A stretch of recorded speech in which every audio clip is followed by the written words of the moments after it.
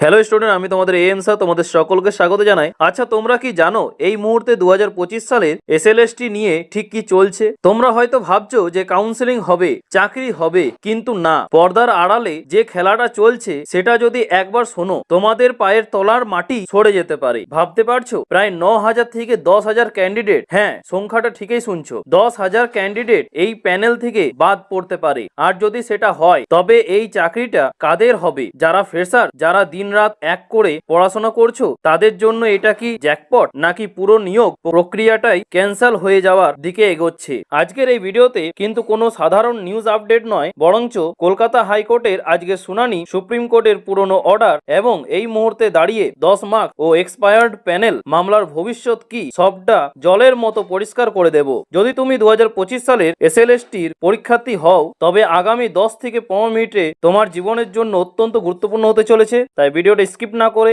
আসল লজিকটা মিস করবে না। চলো সরাসরি পয়েন্টে আসা যাক এবং শুরু থেকে শেষ পর্যন্ত দেখার অনুরোধ রইল। চলো শুরু করা যাক। প্রথমে আসি আজকে সবচেয়ে হট টপিকে, যেটা হচ্ছে এক্সপায়ার্ড প্যানেল নিয়ে যে মামলা উঠেছে। ব্যাপারটা একটু ঠান্ডা মাথায় বোঝো। কলকাতা হাইকোর্টে যে তথ্যগুলো উঠে আসছে তা রীতিমতো চমকে দেওয়ার মতো। এর প্রশ্নটা হচ্ছে যে অভিযোগটা কি? অভিযোগ হলো যে 2016 সালের যে প্যানেলটা ইতিমধ্যে এক্সপায়ার বা মেয়াদ উত্তীর্ণ হয়ে গেছে, সেই প্যানেলের প্রায় 9 থেকে 10,000 ক্যান্ডিডেট নাকি এই 2025-এর নতুন লিস্টে ঢুকে বসে আছে। মানে যারা একাদশ দ্বাদশে চাকরি পেয়েছে বা ভেরিফিকেশনের ডাক পায়নি তারাও এই লিস্টে। এখন প্রশ্ন হলো, যদি কোর্ট রায় দেয় যে এই এক্সপায়ার্ড প্যানেল থেকে কাউকে নেওয়া যাবে না, তাহলে কি হবে? সোজা হিসেব হচ্ছে ওই 1000 সিট ফাঁকা হয়ে যাবে। আর এই সিটগুলোতেই কারা ঢুকবে?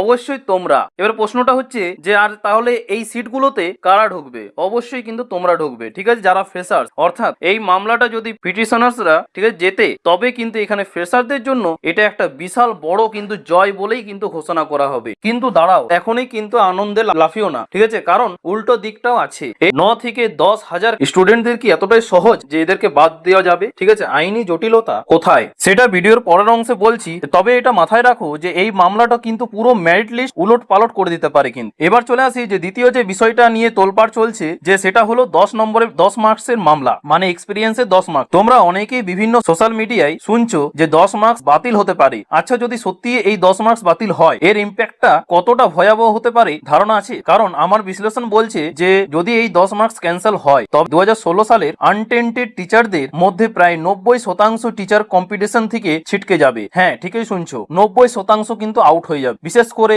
একাদশ দ্বাদশে। তোমরা জানো যে একাদশ দ্বাদশে কিন্তু অনেক কিন্তু টিচার আছে যারা কিন্তু এই এক্সপিরিয়েন্সের জোরে কিন্তু ম্যাক্সিমাম সিট কিন্তু তারাই পেয়েছে, প্রায় 80 to 90% সিট। কিন্তু বাকি যে 10%, 10 to 20% সেখানে কিন্তু ফ্রেশাররা শুধু চান্স পেয়েছে। সেটাও কিন্তু বলা ভুল হবে, কেননা কাট অফই কিন্তু 70+ গিয়েছে। বলতে গেলে প্রায় 90 to 95% কিন্তু এখানে কিন্তু কিছু কিছু বিষয়ে, মানে প্রায় সব বিষয়ে ডাক পেয়েছে, ঠিক আছে, এবং সব সিটগুলোতে কিন্তু কভার করেছে তারাই। কিন্তু যদি এই এক্সপিরিয়েন্সে 10 নম্বর বাতিল হয়, সেখানে কিন্তু একটা বড় কিন্তু ক্ষতি হয়ে যাবে তাদের, ঠিক আছে। এটা নিয়ে কিন্তু এখন মামলা চলছে। কেন? কারণ হচ্ছে এই 10 মার্কসটাই কিন্তু তাদের এক বড় হাতিয়ার। এটা সরে গেলে মেধা তালিকায় ফ্রেশারদের দাপট বেড়ে যাবে বহুগুণ। একদিকে এক্সপায়ার্ড প্যানেল থেকে 10,000 বাদ, অন্যদিকে 10 মার্ক না থাকায় আনটেন্টেডরা আউট। তার মানে কি দাঁড়ালো? 2025-এর এসএলএসিতে ফ্রেশারদের চাকরি পাওয়ার সম্ভাবনা প্রায় 100% বেড়ে যাবে। ইন সার্ভিস ক্যান্ডিডেটদের খুঁজেই কিন্তু পাওয়া যাবে না। কিন্তু প্রশ্ন হলো যে এটা কি আদৌ সম্ভব, নাকি পুরোটাই একটা আইনি ফাঁদ? হাইকোর্ট কি এত বড় সিদ্ধান্ত নেবে যেখানে হাজার হাজার কর্মরত শিক্ষকের চাকরি প্রশ্নবিদ্ধ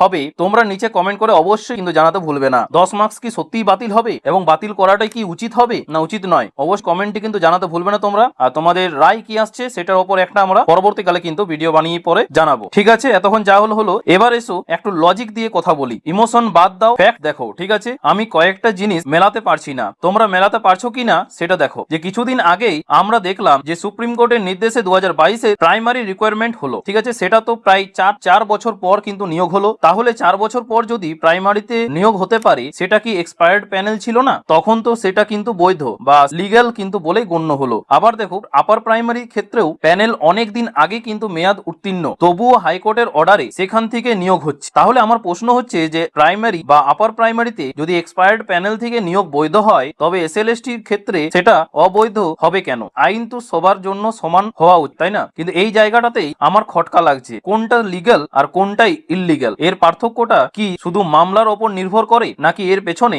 অন্য কোনো সমীকরণ আছে? তোমরা যারা যারা আইন বোঝো বা দীর্ঘদিন ধরে এই প্রসেসটা দেখছো তারা অবশ্যই কিন্তু কমেন্ট করে জানাও এই দ্বিমুখী নীতিটা কেন, সেটা অবশ্যই কিন্তু তোমরা কমেন্ট বক্সে জানাতে ভুলবে না। এবার আসি সবচেয়ে ভাইটাল পয়েন্টে, যেটা হচ্ছে সুপ্রিম কোর্ট সবকিছুর শেষ কথা কিন্তু ওনারাই বলবেন। আমি সুপ্রিম কোর্টের একটা লাস্ট অর্ডার দেখেছিলাম যেখানে পরিষ্কার বলা ছিল যে এমন কোনো নতুন রুলস বা নিয়ম প্রয়োগ করা যাবে না যাতে আনটেন্টেড টিচারদের বাদ দেওয়া হয়। ভালো করে বোঝো পয়েন্টটা। সুপ্রিম কোর্ট অলরেডি একটা সিল দিয়ে রেখেছে যে আনটেন্টেডদের, ঠিক আছে, আর কোর্ট বলছে যে তাদের বাদ দেওয়া যাবে না, অথচ হাইকোর্টে মামলা চলছে যে তাদের বাদ দেওয়ার জন্য। এই যে কনফ্লিক্ট বা দ্বন্দ্ব, এটা কি সহজে মিটবে? অবশ্যই তোমরা জানাও। আর এরই মধ্যে আবার নতুন এক নাটক, যারা 2025-এ এসএলএসটি পরীক্ষায় পাস করতে পারেনি, ঠিক আছে, মানে আনটেন্টেড ক্যান্ডিডেটরা, ঠিক আছে, তারা আবার কেস করে কি করছে, তাদের দাবি কি জানো? তাদের দাবি হলো যে সুপ্রিম কোর্ট তো বলেছিল যে শুধু আমাদের 2016 সালের ক্যান্ডিডেটদের জন্যই পরীক্ষা হবে, সেখানে ফ্রেশাররা কেন পরীক্ষা দিল? তারা চাইছে যে ফ্রেশারদের বাদ দিয়ে শুধুমাত্র তাদের জন্য আলাদা পরীক্ষার ব্যবস্থা করা হোক, অর্থাৎ তারা তাদের ন্যায় বিচার চাইছে। একদিকে ফ্রেশার্সরা চাইছে পুরনোদের হাঁটাতে, ঠিক আছে, আর অন্যদিকে পুরনোরা চাইছে ফ্রেশারদের আটকার, ঠিক আছে। আর এই জগা খিচুড়ির মধ্যে আলটিমেটলি ন্যায় বিচার কে পাবে, নাকি পুরো নিয়োগটাই বিষবাও জলে চলে যাবে, সেটাও এখন দেখার বিষয়। তাহলে এখন প্রশ্ন হলো যে এই মুহূর্তে দাঁড়িয়ে আমরা কি আশা করতে পারি? লেটেস্ট আপডেট বলছে যে কাউন্সিলিং প্রক্রিয়া শুরু হওয়ার কথা, ঠিক আছে, কিন্তু সত্যি বলছি ভাই, আমার মনে হচ্ছে না যে পথটা এত মসৃণ হবে, ঠিক আছে। ভেরিফিকেশন থেকে শুরু করে ইন্টারভিউ কোথাও কিন্তু হাইকোর্ট প্যানেল প্রকাশ আটকায়নি, কিন্তু মাথার ওপর একটা মামলার খাড়াগুলো ঝুলিয়ে রেখেছে বল। আমার ব্যক্তিগত মতামত যদি জানতে চাও তো সবচেয়ে ভালো হতো যদি দুটো আলাদা পরীক্ষা হতো, একটা ফ্রেশারদের জন্য সম্পূর্ণ নতুন এসএলএসটি, আর একটা সুপ্রিম কোর্টের নির্দেশ মেনে শুধুমাত্র 2016 ক্যান্সেল হওয়ার ক্যান্ডিডেটদের জন্য। তাহলে আজ কিন্তু এই ফ্রেশার্স বনাম ইন সার্ভিস লড়াইটা কিন্তু দেখতে হতো না। এগুলো কেস, এত স্টে অর্ডার, এত অনিশ্চয়তা, এগুলো এড়ানো যেত, ঠিক আছে। যা হওয়ার তো হয়েই গেছে, ঠিক আছে। এখন দেখার বিষয় যে 10 মার্কস বা এক্সপায়ার্ড প্যানেল মামলার রায় কি আসে। যদি সত্যিই 10,000 ক্যান্ডিডেট বাদ যায় তবে কাট অফ কিন্তু অনেক নিচে নামবে, অনেক নতুন ছেলে মেয়ে চাকরি পাবে। আর যদি সেটা না হয় তবে কিন্তু এই লড়াইটা দীর্ঘ হবে এবং এই প্যানেলটার অনিশ্চয়তা কিন্তু বজায় থাকবে। এবং পরবর্তীকালে যেমনটা এসএলএসটি 2016 সালে, ঠিক আছে, ফার্স্ট এসএলএসটি এবং তোমাদের গ্রুপ সি এবং গ্রুপ ডি, এটারও যেমন প্যানেলটা বাতিল হয়েছিল, এই প্যানেলটাও কিন্তু সন্দেহের মধ্যে থেকে যাবে, ঠিক আছে। এটাও কিন্তু পরবর্তীকালে ক্যান্সেল হওয়ার একটা প্রবল সম্ভাবনা কিন্তু রয়েছে। তোমাদের কি মনে হয় এই প্যানেলটা কি সত্যিই ক্যান্সেল হবে? অবশ্যই কমেন্টে কিন্তু জানাতে ভুলবে না। আর যদি হ্যাঁ তাও জানাবে, যদি না তাও জানাবে, ঠিক আছে। কিন্তু এটা একটা বলবো যে শেষ করার আগে একটা কথাই বলবো যে হাল ছেড়ো না কিন্তু, ঠিক আছে। পরিস্থিতি কিন্তু জটিল, কিন্তু অসম্ভব নয়। সিঙ্গেল বেঞ্চ থেকে ডিভিশন বেঞ্চ, সেখান থেকে সুপ্রিম কোর্ট, কিন্তু লড়াই চলবে, ঠিক আছে। তোমরা যারা পড়াশোনা করছো বা রেজাল্টের আশায় আছো যে কবে আমাদের ভেরিফিকেশন হবে, ঠিক আছে, তারা নিজেদের কিন্তু ফোকাসটা কিন্তু হারিও না, ঠিক আছে। পরবর্তীতে কি হবে সেটা নিয়ে ভেবে এখন কিন্তু লাভ নেই, ঠিক আছে। এখন যা পরিস্থিতি চলছে সেই হিসাবে কিন্তু এগোতে হবে, ঠিক আছে। এই বলে শেষ করলাম আজকের এই আলোচনা